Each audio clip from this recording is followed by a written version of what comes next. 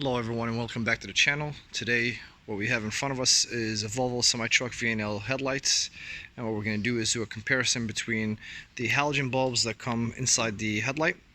Looks like here we have some Sylvanias, and in comparison to the G7 Elite LED conversion kit. This is a fanless kit, so basically the base will do the heat dissipation.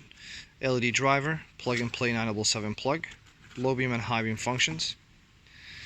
And it's going to be a fairly straightforward comparison. It does come with installation instructions, and basically looking at about 4,000 lumens on low or high.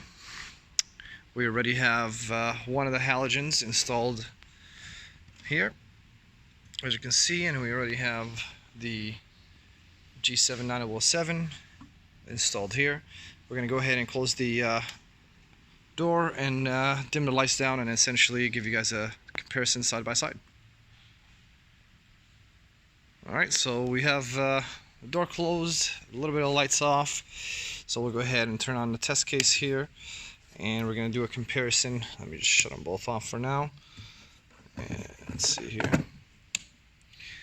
Alright, so we'll go ahead and start with the halogen.